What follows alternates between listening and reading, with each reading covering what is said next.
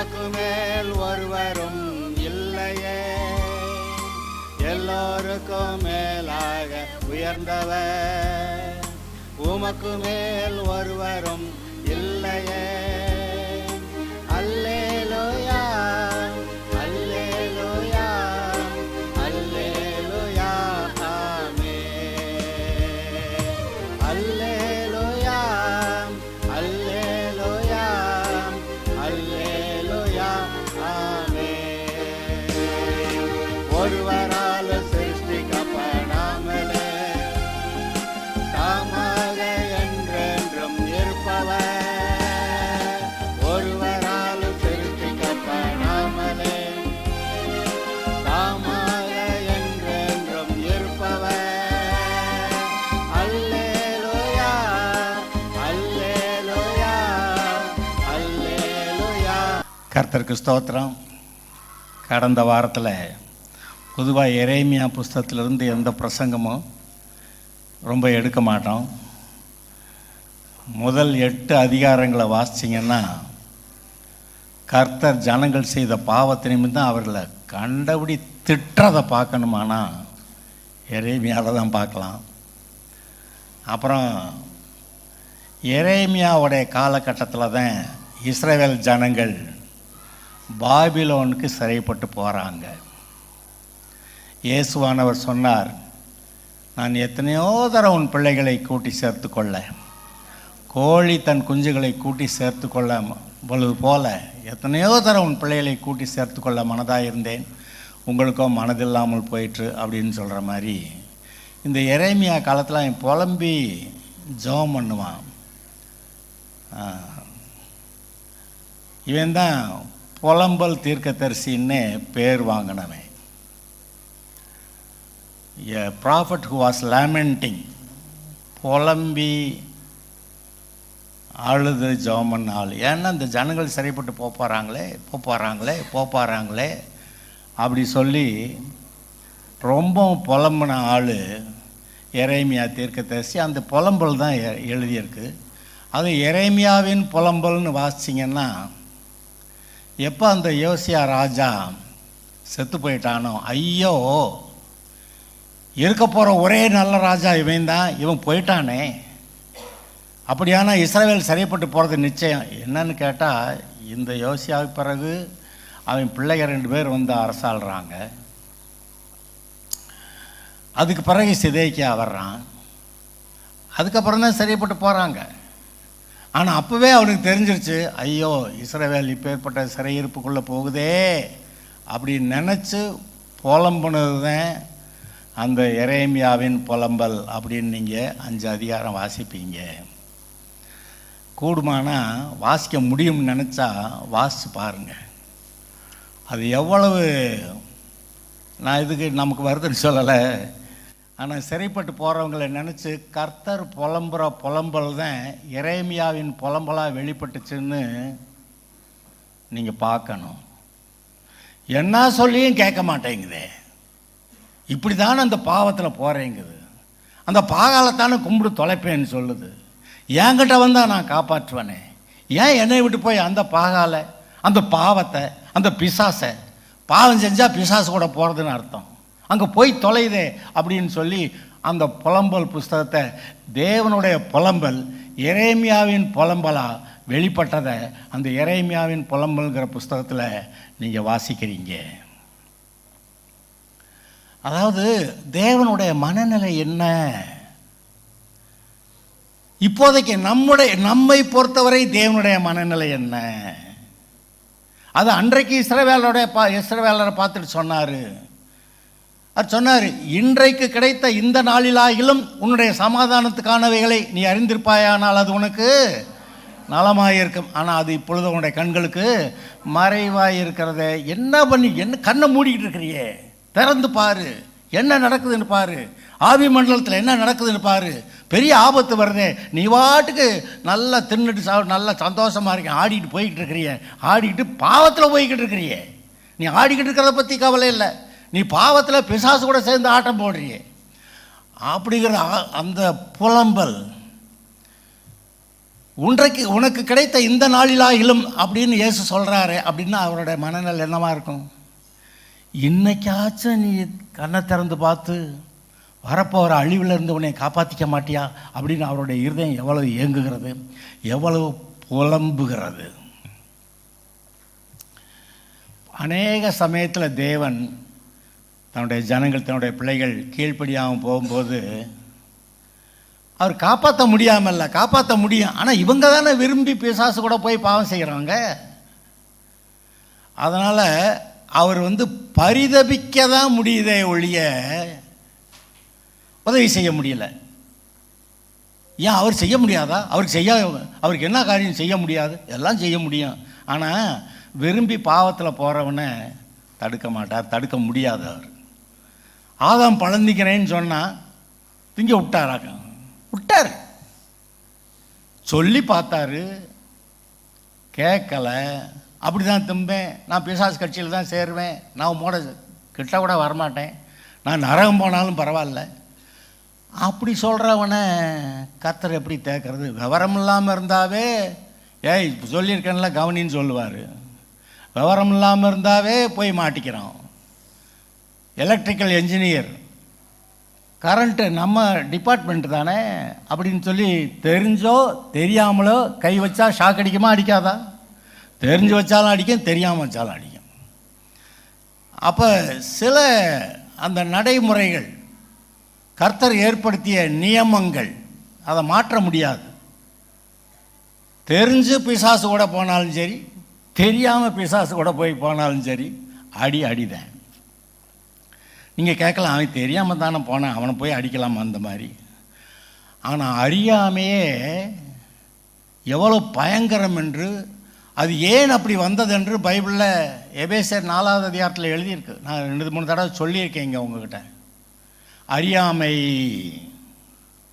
தேவனை அறிந்து கொள்ள மாட்டேன் என்கிற அந்த மனநிலை, அதனால் அவர்களுக்கு அறியாமை இருக்கிறது.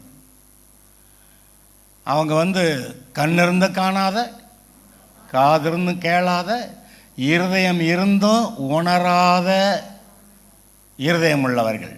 அதனால் அப்போ அவங்க குருட்டாட்டத்தில் தான், அவங்க அறியாமையில் தான் இருப்பாங்க. ஆனால் இருதயத்தில் சுத்தமுள்ளவர்கள் பாக்கியவான்கள், அவர்கள் தேவனை தரிசிப்பார்கள். அதனால் ஒன்றும் தெரியாதுன்னு யாரும் சொல்ல முடியாது. எனக்கு தெரியாது என்று நாளைக்கு நியாயத்தீர்ப்பு அன்னைக்கு போய் யாராவது சொல்லிட முடியுமா? ஏன்னா அவர் தான் வா, என்னுடைய குமாரன் இயேசு கிறிஸ்து உன்னுடைய பாவங்களுக்கு சிலுவையில் பரிகாரம் பண்ணியிருக்கிறார், நீ வா வா வான்னு சொன்னபோது அதெல்லாம் முடியாது, எங்கள் ஊரில் விட மாட்டாங்க, எங்கள் வீட்டில் விட மாட்டாங்க, எங்கள் ஊர் பழக்க வழக்கம்லாம் இதெல்லாம் இல்லை, அங்கே போனால் பெரிய பிரச்சனை, நான் இயேசு ஏற்றுக்கிட்டால் வீட்டில் எல்லோரும் சண்டை போடுவாங்க, வீட்டை விட்டு விரட்டி விட்டுருவாங்க. ஆமாம், அதெல்லாம் தெரிஞ்சிச்சுல்ல. அது தெரிஞ்சுன்னா இதெல்லாம் அர்த்தம் தெரியுதில்ல. அதனால் வரமாட்டேன், இயேசுவிடத்தில் வரமாட்டேன் என்று சொல்லி இந்த உலகம் இருக்கிறது. அது தானாக நியாயத்தீர்ப்புக்கு போய் கொண்டு இருக்கிறது. ஒவ்வொரு நாளும் அந்த நரகத்துக்கு பக்கமாக போய்கிட்டு இருக்கிறாங்க. நேற்றை விட இன்றைக்கி நரகத்துக்கு பக்கத்தில் இருக்காங்க. இன்றைய விட நாளைக்கு இன்னும் கொஞ்சம் நரகத்துக்கு பக்கத்தில் தான் இருப்பாங்க. அதனால தான் கர்த்தர் சொல்கிறார், எத்தனை தரமோ நான் உன் பிள்ளைகளை என்னோட கூட சேர்த்து கொள்ள மனதாக இருந்தேன், ஆனால் உங்களுக்காக மனதில்லாமல் போய்விட்டது. அப்படின்னா எத்தனையோ தரம் பல தடவை பேசுகிறேன் அப்படின்றாரு. இப்போ கடந்த வாரத்தில் சொன்னேன், கர்த்தர் பாபிலோனின் தெய்வங்களை நியாயம் தீர்க்கிறாருன்னு சொல்லி ஏற்கனவே நம்ம வாசிச்சிருக்கோம். யாத்ராகம புஸ்தகத்தில், இப்போ ஒன்றும் எடுக்க வேண்டாம், யாத்ராகம புஸ்தகத்தில் எகிப்தின் தெய்வங்கள் மேல் கர்த்தர் நீதியை செலுத்தினார் அப்படின்னு நீங்கள் வாசிச்சிருக்கிறீங்க. இப்போ இந்த எரேமியா புஸ்தகம் 51வது அதிகாரமாக அதில் வாசித்தோம். கர்த்தர் அந்த வசனத்தை மட்டும், ஒரே ஒரு வசனத்தை நான் வாசித்து காட்டுறேன். 51 44 போன வாரம் வாசித்தோம். நான் பாபிலோனில் இருக்கிற பேல் என்னது? பாபிலோனியர்களுடைய தெய்வம். பேலை தண்டிப்பேன், அது விழுங்கியனதை அதன் வாயிலிருந்து கக்க பண்ணுவேன், ஜாதிகள் இனி அதனிடத்திற்கு ஓடி வரமாட்டார்கள். இவ்வளோ காலமாக அங்கே போனால் பாவம் நல்லா இருக்குது ஆட்டம் போடலாம், அப்படி போனவங்கெல்லாம் திரும்ப போக மாட்டாங்களாம். பாபிலோனின் மதிலும் விழும், என் ஜனங்களே நீங்கள் அதன் நடுவிலிருந்து புறப்படுங்கள், கர்த்தருடைய கோபத்தின் உக்கிரத்துக்கு தப்பும்படி அவனவன் தன் தன் ஆத்மாவை ரட்சித்து கொள்ள கடவன். அந்த கூட்டத்தில் இருந்தால் இப்போ நாகசாகி, இன்னொரு ஊர் என்னது, ஹிரோஷிமா, 2 ஊரில் குண்டு போட்டாங்க. 2 ஊரில் குண்டை போடுறப்ப ஏய் குண்டு வலை போகுது ஓடி போயிருன்னு சொன்னால் ஓடி இருக்கணுமா இல்லையா? அது யாருக்கும் சொல்ல, குண்டு போட போகிறேன்னு இவங்க சொல்லலை. ஆனால் ஹிட்லர் ஜெர்மனியில் அங்கே ஒரு இஸ்ரவேல் ஜனங்கள் பெரிய கூட்டமாக அங்கே இருந்தாங்க. 60 லட்சம் பேரை ஹிட்லர் யூதர்களை கொன்னான்னு சொல்லி வரலாறு சொல்லுது. அப்போ 60 லட்சம் பேர் அவனுடைய கண்ட்ரோலில், அவன் ஏரியாவில், அவன் நாட்டில் அங்கே இருந்திருக்கிறாங்க. ஆனால் எப்போ பிரச்சனை ஆரம்பித்ததோ கர்த்தர் அவங்க இருதயத்தில் சொல்லி ஓடி போயிடணும்னு சொன்னாலும் இந்த யூதர்கள் எல்லாமே எப்போவுமே நல்லா முன்னேறி இருப்பாங்க, நிறைய ஆஸ்திகள் வச்சுருப்பாங்க, இவங்க கண்ட்ரோலில் தான் இந்த தேசமே அந்த ஊரே இருக்கும், அந்த மாதிரி வச்சுருப்பாங்க. இன்றைக்கு நமக்கு தெரியும் நியூஸ் பேப்பர் யார் கண்ட்ரோலில் இருக்குது, எல்லா டிவி சேனலும் யார் கண்ட்ரோலில் இருக்குது. அப்போ ஏதோ ஒருத்தன் நியூஸ் பேப்பரையும் டிவி சேனலையும் தன் கண்ட்ரோலில் கொண்டு வந்துட்டான்னா மக்களை பூரா தன்னுடைய கண்ட்ரோலில் கொண்டு வர்றதுக்கு சுலபம். இன்றைக்கி அதான் நடக்கிறது. அதுபோல் அங்கே இந்த இஸ்ரவேலர் தான் தேசத்தை ஆள்ற ஆளுகளாக நியூஸ் பேப்பர், டிவி, அது டிவி அன்றைக்கி இல்லை, எல்லாம் நியூஸ் பேப்பரு, மற்ற செய்திகள் எப்படியெல்லாம் போய் சேரணுமோ அப்படியெல்லாம் போய் சேர வச்சு பெரிய பெரிய கம்பெனிஸ் ஆரம்பித்து பெரிய பெரிய தொழில்கள் ஆரம்பித்து அவங்க எப்போவுமே பணக்காரங்களாக இருப்பாங்க. மற்றவங்களுக்கு பார்த்தா ரொம்ப பொறாமையாக இருக்கும். எந்த நாட்டுக்காரனோ இங்கே நம்ம தேசத்தில் இருந்து நல்லா இருக்கிறேன், நமக்கு கூட இல்லை, இவன் நல்லா தின்றான் பார், எப்படி உடுத்துறான் பார், எப்படி. அநேகர் அந்த இஸ்ரவேலர் ஜெர்மனியில் அவங்களுக்குன்னு நீச்சல் குளமெல்லாம் வச்சுருக்கிற மாதிரி வீடு தான் வச்சுருப்பாங்களாம். அவங்க பிள்ளை குடும்பத்தார் எல்லாரும் அவங்களுக்கு மட்டும் தனியாக நீச்சல் குளம் வீடுகளில் இருக்குமா. அப்படியெல்லாம் பெரிய வசதியான இடத்துல இருந்து கர்த்தர் நீ ஓடி போயிரு, இஸ்ரவேலுக்கு ஓடி போயிருன்னு சொன்னால் ஓடி போகிறதுக்கு ரெடியாக இல்லை. இங்கிலாந்து தேசத்துக்காரர்கள் நீங்கள் மற்ற தேசத்துங்களில் இருக்கிறவங்க இஸ்ரவேலுக்கு போகணுன்னா போயிடலான்னு சொல்லி அப்போக்கு ஒரு டிக்ளரேஷன் கொடுத்தாங்க. அவங்க இஸ்ரவேல் தேசத்தை நான் கொடுக்க போகிறேன், இஸ்ரவேல் தேசத்துக்காக கொடுக்க போகிறேன், அந்த தேசத்தை கொடுக்க போகிறேன், அதனால் போகிறவங்கெல்லாம் போங்கன்னு சொல்லி ஒரு அறிவிப்பு கொடுத்துருந்தாங்க. இங்கே நல்ல இவ்வளவு வசதியை விட்டுட்டு அங்கே இப்போக்கி வனாந்தரம் மாதிரி இருக்கிற அந்த இடத்துக்காக போகணும் அப்படின்னு சொல்லி இந்த வசதிகளை விட்டு எப்படி போகிறது? இவ்வளவு ஐஸ்வர்யம், அதை விற்றுட்டு கையில் எடுத்துகிட்டு போகிறதெல்லாம் போயிருந்துருக்கலாம் ஒரு காலகட்டங்களில். இருக்கிறத விற்று சுருட்டி கையில் எடுத்துகிட்டு போயிருந்தா அந்த தேசத்தில் போய் வசதிகளை உண்டாக்கியிருக்க முடியும். ஆனால் ஏதோ ஒரு வசதியில் பழகிட்டு இனிமேல் என்னால் அங்கே எப்படி போகிறது. ஆனால் சில காலங்கள் மாறியது. அங்கே இருந்த இஸ்ரவேலர்கள் எல்லாரையும் கேஸ் சேம்பர்ஸ், அந்த ஒரு பெரிய இந்த மாதிரி பெரிய ஹால் மாதிரி இருக்குன்னா ஒரு 500-600 பேர் போட்டு அடைக்கிறது, அந்த சாவு உண்டாக்குற அந்த கேஸை திறந்து விடுறது, அம்புடு செத்து போயிடும். அவ்வளவே அள்ளி பெரிய குழியை வெட்டி எல்லாத்தையும் அதுக்குள்ளே போட்டு மொத்தமாக அடக்கம். இதுதான் ஜெர்மனியில் நடந்தது. ஆனால் அதுக்கு முன்னாடி கர்த்தர் எவ்வளோ பேசியிருக்கிறாரு. இங்கிலாந்து தேசத்துக்காரங்களே ஓடி போயிருங்க, அங்கே போகலாம், உங்கள் தேசத்துக்கு நீங்கள் போகலாம், வசதியெல்லாம் இருக்குது, நான் அனுமதி ஏன்னா அதெல்லாம் ஆங்கிலேயர்களுடைய கண்ட்ரோலில் இருந்துச்சு. அப்போதைக்கு இஸ்ரவேல் தேசம் ஆங்கிலேயருடைய கண்ட்ரோலில் இருந்துச்சு. நீங்கள் போகலாம், அந்த தேசம் உங்களுக்கு கொடுக்குறேன் அப்படி சொல்லியிருந்தாங்க. போகலை. முடிவு 60 லட்சம் யூதர்கள் கொல்லப்பட்டார்கள். இப்பொழுதும் கர்த்தர் ஏய் இந்த பாவத்தில் மாட்டாத, ஓடி போயிரு, இன்னாருடைய உறவு உனக்கு சரியில்லை, இதை விட்டு ஓடி போயிரு அப்படின்னு சொன்னால் இருதயத்தில் தெரியுங்க, ஒன்றும் தெரியாதது கிடையாது. இந்த உறவு சரியில்லை, இந்த பாவம் சரியில்லை, இது நமக்கு நல்லதில்லை, நம்ம கர்த்தரோட கூட ஒழுங்காக இருக்கணும். ஏன்னா இருதயம் தான் சொல்லுது, நானாக சொல்கிறேன். அவரவருடைய இருதயம், அவரவர்களுக்குள்ள குற்ற மனசாட்சி இருந்தால் நான் என்ன பண்ணேன்? நான் இங்கேருந்து பிரசங்கம் தான் பண்ணுவேன். இருதயத்தை ஒழுங்காக எல்லா காவலோடும் இருதயத்தை காத்துக்கொள், ஏனென்றால் அதுக்குள்ளே தான் ஜீவ ஊற்று, அதுக்குள்ளே தான் ஆசீர்வாதமே வருது அப்படின்னு சொல்லி வசனத்தை எடுத்து சொல்லுவேன். ஆனால் அவங்க இருதயத்தை நான் போய் திருகி வைக்க முடியாது. இயேசுநாதருக்கே திருக முடியல, அவரே பார்த்து புலம்பிட்டு பரிதவிச்சுட்டு போயிட்டார் சிலுவைக்கு. நாம் அது மாதிரி நிலைமையில் யார் இருக்கீங்களா? நான் இந்த மாதிரி பிரசங்கம் பண்ணதே கிடையாது.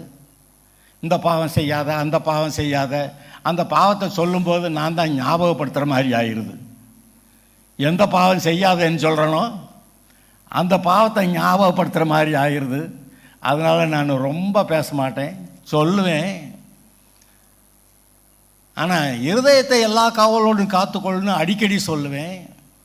இருதயத்தில் சுத்தமுள்ளவர்கள் பாக்கியவான்கள், அவர்கள் தேவனை தரிசிப்பார்கள் சொல்லுவேன்.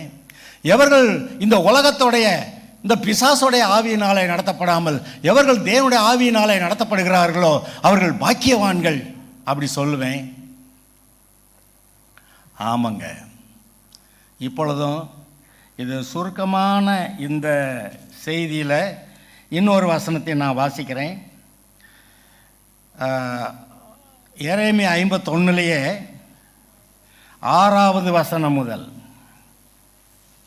நீங்கள் பாபிலோனின் அக்கிரமத்தில் சங்காரமாகாதபடிக்கு அதன் நடுவிலிருந்து ஓடி அவரவர் தங்கள் ஆத்துமாவை தப்புவியுங்கள். யாரு? அவரவர் தங்கள் ஆத்துமாவை தப்புவியுங்கள். இது கர்த்தர் அதனிடத்திலே பழி வாங்குகிற காலமாயிருக்கிறது. அதற்கு பதில் செலுத்துவார். அந்த பாபிலோன் மேலே கர்த்தர் பழி வாங்குகிற காலம். இஸ்ரவேல் ஜனங்களை எப்படி சிறைப்பிடிச்சிட்டு போனாங்க, எவ்வளவு பாடுபடுத்தினாங்க, எவ்வளவு பேரை கொன்னாங்க, அதெல்லாம் கர்த்தருடைய ஜனத்தை எப்படியெல்லாம் அவங்க வேதனைப்படுத்தினாங்கனால நினச்சி வச்சு கணக்கு வச்சுருந்து பழி வாங்குகிற நாள்னு பழி வாங்குகிற நாளை குறிச்சிருந்தார். இப்போ அது வந்துருச்சே, அந்த கூட்டத்தில் நீ உட்கார்ந்துருக்கியே, வெளியேறிப்போ, அந்த பாவத்தை விட்டு அந்த பாவிகள் நடுவில் இருந்து ஓடி போயிரு. உன் ஃப்ரெண்ட்ஸ் யாரு?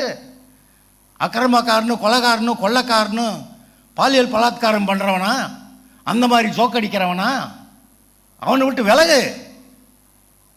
நீ கர்த்தருடைய ஜனமான கர்த்தருடைய ஜனத்தோடு சேர்ந்து உத்தம இருதயத்தோட கர்த்தரை ஆராதிக்கிற கர்த்தருடைய பிள்ளைகளா, பரலோகத்தின் பிள்ளைகளா, தேவனுடைய குடும்பத்தில் இருக்க பிள்ளைகளா, பரிசுத்தமா, நீதியா?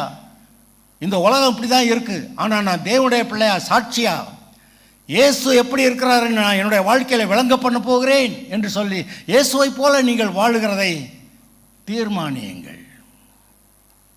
அது சொல்கிறாரு, நீங்கள் பாபிலோனின் அக்கிரமத்தில் சாகாதபடிக்கு அதன் நடுவிலிருந்து ஓடி அவரவர் தங்கள் ஆத்மாவை தப்புவியுங்கள். இது கர்த்தர் அதனிடத்தில் அந்த பாபிலோன் இடத்துல பழி வாங்குகிற காலமாயிருக்கிறது. பாபிலோன் கர்த்தருடைய கையில் உள்ள பொற்பாத்திரம். ரொம்ப பணக்காரங்க அந்த காலங்களில். பாபிலோன்னா ஐஸ்வர்யமே அங்கே தான் இருக்குது.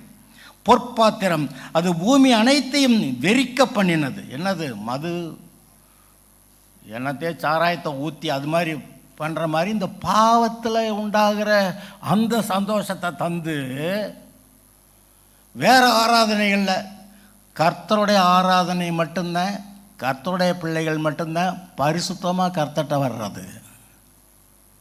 மற்ற ஆராதனைகள் தரம் குறைந்த கேவலமான ஆராதனைகள் என்று உங்களுக்கு எந்த அளவுக்கு தெரியுமோ தெரியாதோ, ஆனால் ஒரே ஒரு ரெஃபரன்ஸ் மட்டும் கொடுக்குறேன். பாகாலுக்கு பலியிட்டு பாகாலை செஞ்சு கண்ணுக்குட்டியை செஞ்சு வச்சு ஆராதிச்சாங்களே, அவங்களாம் எப்படி ஆராதிச்சாங்கன்னு பைபிளில் எழுதியிருக்கு. நிர்வாணமாக. அப்போ நிர்வாண டான்ஸ் போட்டு ஆட்டம் போட்டு இப்படி போட்டு இவன் பொண்டாட்டி அவன் பொண்டாட்டி இவன் அப்படி அனுபவிக்கிறதா? அப்பேற்பட்ட ஒரு ஆராதனை, இப்படி கேவலமான ஒரு ஆராதனையை கர்த்தருடைய ஜனங்கள் மட்டும்தான் பரிசுத்தமாக கர்த்தரை ஆராதிக்கிறாங்க. மீதி ஆராதனை வழியில் இருக்கிறவர்கள் எல்லாரும் அந்தந்த கேவலமான அக்கிரமங்களை செய்து வாழ்கிறார்கள். நமக்கு தெரிய கடவுது நம்ம கர்த்தர்கிட்ட உத்தமமாக இருக்கணும். வாரத்துக்கு ஒரு நாள் அதுலேயும் எனக்கு அங்கே வேலை இருக்குது, இங்கே வேலை இருக்குது, அவ்வளவுதான். அந்த இஸ்ரவேலர் அந்த ஜெர்மனியிலேருந்து தப்பி ஓடாமல் போனது போல இவர்கள் எனக்கு இந்த வேலை இருக்குது, அந்த வேலை இருக்குது. கர்த்தர் வருவார். கர்த்தருக்கு ஆயத்தமாக எண்ணெயோடு காத்திருந்தவர்கள் பரலோகம் போனார்கள். எண்ணெய் இல்லாமல் மிதக்கமாக இருந்தவங்கள்லாம் அப்புறம் போய் எண்ணெய் வாங்க போனாங்க, வர முடியலை. இது ஏதோ விளையாட்டான நான் இந்த பேசுனதே கிடையாதுங்க. ஆனால் என்னமோ எனக்குள்ளே பேசணும்னு வந்துருச்சு, பேசிகிட்டு இருக்கேன். தப்பிக்கொள்ள வேண்டிய அவசியம் அவரவருக்கு இருக்கிறது. தங்களை பரிசுத்தம் பண்ணிக்கொள்ள வேண்டிய அவசியம் இருக்கிறது. ஓய்வு நாள் அது கர்த்தருடைய நாள். அதை போய் விறகு பொறுக்கிறேன்னு ஒருத்தன் போனால் கல்லெறிஞ்சு கொள்ள சொல்லிட்டார். ஏன்னா ஞாயிற்றுக்கிழமையில் விறகு பொறுக்கினது கல்லெறிஞ்சு கொள்ள, ஆனால் கொண்டுட்டார். நமக்கு அந்த ஓய்வு நாளில் அதை கர்த்தருக்கு பிரியமான நாளாக வைக்காமல் ஓய்வு நாளை பரிசுத்தமாய் ஆசரிக்க நினைப்பாயாக. ஓய்வு நாளை கர்த்தருக்கு பரிசுத்தமாய் ஆசரிக்க நினைப்பாயாகன்னு இருக்கிறப்ப அந்த ஓய்வு நாளில் வந்து அந்த வேலைக்கு போயிடலாம், இந்த வேலைக்கு போயிடலாம், அந்த கல்யாணத்துக்கு போயிடலாம், அந்த காது குத்துக்கு போயிடலாம், அவங்க வீடு திறப்பெல்லாம் வச்சுருக்காங்களாம். இதாங்க உலகம். அங்கே போனால் அங்கே மாட்டிக்கிடுவேன்னு சொல்கிறார். ஏசுனார் ஒருத்தன்ட்ட சொன்னார், அப்பா செத்து போயிட்டாரு, நான் போய் அடக்கம் பண்ணிட்டு வரேன். போகாதேன்றார். தங்கள் மரித்தோரை அடக்கம் பண்ணி நீ போகாதேன்ட்டார். ஏன்னா அன்றைக்கி போயிருந்தானா திரும்பி வந்திருக்க மாட்டான். இதுபோல் நம்முடைய உள்ளத்திலே ஆவியானவர் உள்ளத்தில் தான் பேசுகிறாரு. 10 பேர் வந்து இப்படி செய்ய அப்படி செய்ய நான் சொல்கிறாங்க, ஒன்றும் சொல்லலை. உங்களுக்குள்ளே சமாதான விடுதலை இருக்கிறது. கிறிஸ்துவுக்குள் நீங்கள் அதான் இன்னைக்கு கேட்டிங்களே, அடிமையானாலும் சுயாதீனானாலும் எல்லாம் கிறிஸ்துவுக்குள்ளே ஒன்றாய். எல்லாருக்கும் இருதயத்திலே தான் பேசுகிறார், எல்லாருக்கும் மனசாட்சியில் தான் பேசுகிறார். அதனால தான் நான் சொன்னேன், பவுல் சொன்னது போல இது நாள் வரைக்கும் தேவனுக்கு முன்பாக நல் மனசாட்சியோடு அவனாய் நடந்து வந்தேன்னு சொன்னப்ப அதை பார்த்து எனக்கு அப்போ ஆச்சரியமாக இருந்துச்சு. பாரு என்ன ஒரு வார்த்தையை சொல்லிட்டான் அப்படின்னு. அப்புறம் தான் பார்க்குறேன், இது வந்து சொல்ல வந்தேன். நல் மனசாட்சியோட, சின்ன விஷயமோ பெரிய விஷயமோ நல் மனசாட்சியோட தேவனுடைய பிள்ளையா, இது மூலமாக நான் கர்த்தருக்கு பரிசுத்தமாக, நான் கர்த்தருடைய பிள்ளையா, அவருக்கு பிரியமாக வாழ்கிறேன்னு ஒவ்வொரு நாளிலும் நீங்கள் அநேக தீர்மானங்கள் எடுக்க வேண்டியிருக்கும். அந்த தீர்மானங்களை சரியாக எடுங்கள், நீங்கள் ஆசீர்வதிக்கப்படுவீர்கள், நீங்கள் வாழ்ந்திருப்பீர்கள். அவங்கெல்லாம் நாசமாக போவாங்க, ஆனால் நீங்கள் நல்லா இருப்பீங்க. அவங்கெல்லாம் அவங்க பாவத்தில், அவங்க பிசாசு கூட அவங்க நரகத்துக்கு அவங்க போவாங்க. இங்கே ஆட்டம் போட்டு போகிறது நேரம் போவாங்க. ஆனால் இந்த பூமியில் உங்களை பிரச்சனை பண்ணுறவங்க, நீ அப்படியா ரட்சிக்கப்பட்ட, அங்கேயா போன வந்தேன்னு சொல்கிறவங்க கடைசிக்கு உங்களை பாடுபடுத்தியிருக்கலாம். கடைசிக்கு நீங்கள் பரலோகம் போயிடுவீங்க, அவங்களுடைய நரகத்துக்கு போவாங்க. இயேசு சொன்னார், பிசாசுக்கும் அவனுடைய தூதர்களுக்கும் ஆயத்தம் பண்ணப்பட்ட நரகத்திலே போங்கள்னு இவங்களையும் சேர்த்து அனுப்பி விட்டாருன்னு சொல்கிறாரு. நம்முடைய இருதயம் கர்த்தரோடு கூட இருக்க கடவுது. நாம் கர்த்தருக்கு பரிசுத்தம் தானா? இந்த உலகத்தை விட்டு பிசாசை விட்டு விலகி இருக்கலாமா? கர்த்தரோட கூட இருக்கலாமா? ஓய்வு நாளை பரிசுத்தமாக ஆசரிக்கலாமா? இந்த ஓய்வு நாள் போய் இன்றைக்கி மீதி இருக்கிற நேரத்தில் பைபிளை வாசிங்க. எங்கேயாவது யாருக்காவது சுவிசேஷம் சொல்லக்கூடுமானா சொல்லுங்கள். கர்த்தருக்கு பிரியமாக இருப்போமாக. ஆவியிலே அனலாயிருங்கள், கர்த்தருக்கு ஊழியம் செய்யுங்கள். எல்லோரும் எழுந்து ஜெபம் பண்ணலாம்.